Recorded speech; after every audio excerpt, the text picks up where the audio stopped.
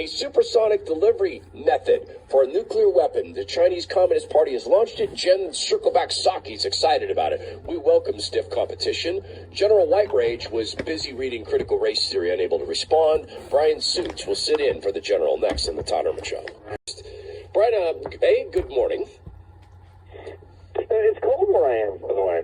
Really cold. Stop with that. That's just nonsense. You live in wait, are you in California or are you in the other separate country of Washington State? No, I'm in California, but I'm at 4,000 feet, and I had snow yesterday, which is what happens when water gets too cold. It's right now it's 26 degrees where I am in Los Angeles County. It's 26 degrees. All right, well then I'll give you that. I want to offer you just a real quick multiple choice test here. So Circleback Saki said we welcome stiff competition. She was talking about A, President Trump running again to be president. B, Mr. Magoo becoming president versus Joe Biden. C, a supersonic nuclear missile delivery system created and launched by the Chinese Communist Party. What's your answer, Bryan Suits? I take D. Let's go, Brandon. Of course, she was extemporizing about the Chinese hypersonic glide vehicle test from August. We welcome the competition, said Admiral Kill to Admiral Yamamoto on December 6, 1941. Well, we have that, and then I would love it if you would describe what you know about this weapon to us, or at least the theory of what it could do. The U.S. Disarmament Ambassador Robert Wood said, we have no idea how we can defend against this. Generally speaking, is that a good idea to admit to your foe, you got something on us, we don't know how to deal with that? Do you teach that in the School of War? It's better to let the enemy figure it out themselves, but they know that's why they developed it. They developed it for two reasons. Number one, they know we have a defense against it, and secondly, because we pretty much gave them the technology, them and the Russians. The Russians have flight tested theirs. We flight tested one of several that we're going to be deploying last month. In fact, out of Edwards Air Force Base, no, the reason the Chinese developed this is because they know we and they and the Russians and no one has a defense against something like this because of its flight model. It's not a ballistic missile like an arrow you shoot in the air. It's what it does is it's boosted into low Earth orbit and then it skips off the atmosphere to its target where it maneuvers in the terminal phase, and that's why we can't defend against it because it's maneuverable. We have in Alaska, at Fort Greely, Alaska, we have the ground-based missile defense, and it's what's called a mid-course defense. It shoots down North Korean or Russian ballistic missiles in their mid-course because it's generally, if you want to defend against nuclear missiles, you don't do it right over your city.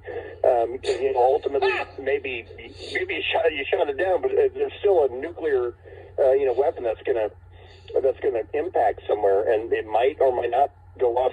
As it happens, I am in communication with people who are part of the American Lockheed Martin, the so-called Skunk Works project of our analog to this, which is called the AGM-183 Arrow, the air-launched rapid response weapon.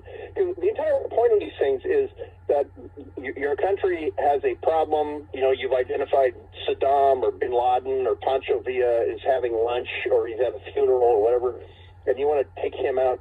We came up with a prompt global strike more than a decade ago, and we said, okay, is there a way that the president can say, hey, look, I've received intelligence that that guy's at that place, and let's take him out. And so the person from that community said to me, well, what the Chinese did is kind of laughable because they demonstrated a capability.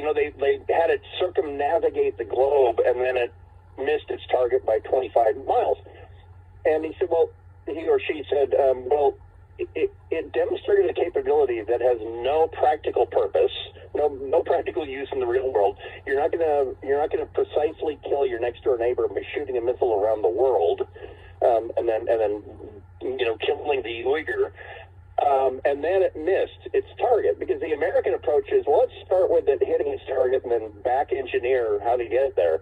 It missed its target, so the Chinese kind of beclowned themselves. And I know if people say, well, yeah, but it's nuclear weapons, so like that's a bullseye. No, it's not. 25 miles off of your target is not a bullseye, yes, even with nuclear weapons. And the point of this technology is to evade your enemy's detection and then precisely finish a target. And the Chinese rushed this test probably and did not impress us with their precision. Wow. Okay, so now let's go to the world of old-fashioned, drone dropping or drone strikes. The Biden administration, Taliban, wanted to show that they're very, very tough on terrorism after the very unforeseeable circumstance happened in Afghanistan, where we gave up Bagram Air Force Base. No one could have ever foreseen that would lead to problems. General Whiteridge confirmed that it was impossible to know the Afghan army would flee. Only Bryan Suits knew that and told us on our show. No, as a matter of fact, everybody who trained the Afghan army knew that they were going to flee when this got bad.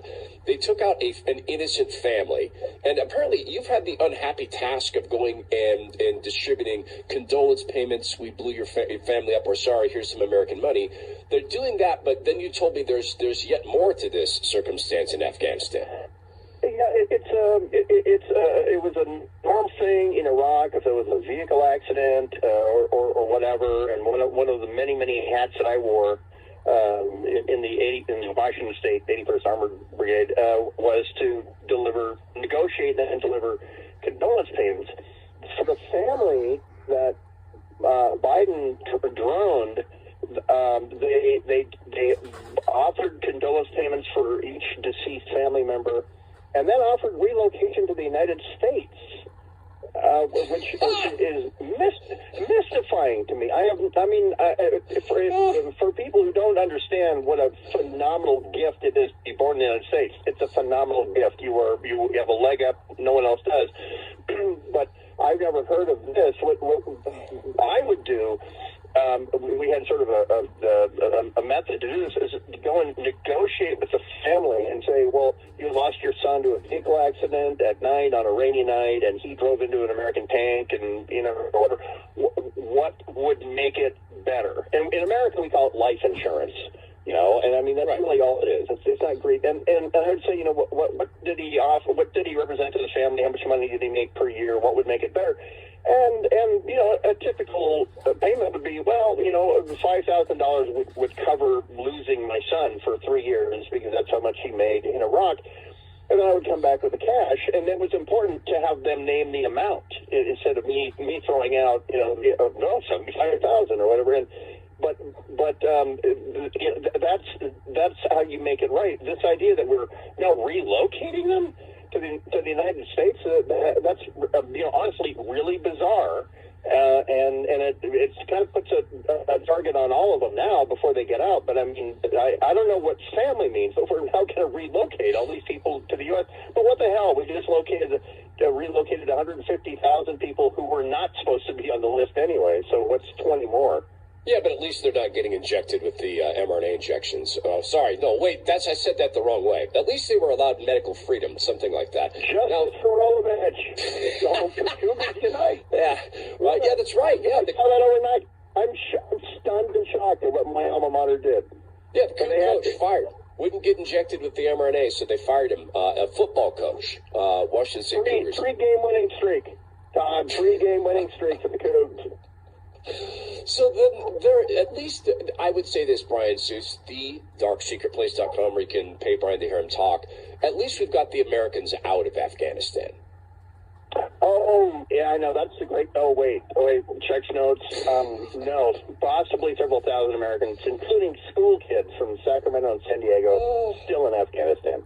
So there's that. Including girls, by the way, which the Taliban love marrying and impregnating 13 or 14-year-old girls. They love the physical act of love with boys, but they love impregnating teenage girls. Now, is that true? That's actually, I've read The Kite Runner. I've never been in country, as you all military people say. Is that true? Taliban, they sexually abuse boys. That's part of their deal. They have a bizarre saying that women are for sons. Sons But are for pleasure. you broke out there in your cold desert climb. Say that one more time. Their bizarre saying is that women are for sons, women are for babies, women are for sons, sons are for pleasure. It's a thing that the British identified this in 1850. It's their thing. Well, not all cultures are equal. Yeah. What can people get at thedarksecretplace.com in addition to giving you money to hear you talk? Well, merch. You can get your Let's Go Brandon merch. And my daughter designs all the ladies' wear. I call her Section 77 because that's appropriately mysterious. And yeah, you can get your merch at thedarksecretplace.com and Cutting Edge Talk. There you go. Man, someone got to steal that for radio. Bryan Suit's been with us. Go with God, God's grace. Bryan, stay warm in California. Todd Herman Show will continue.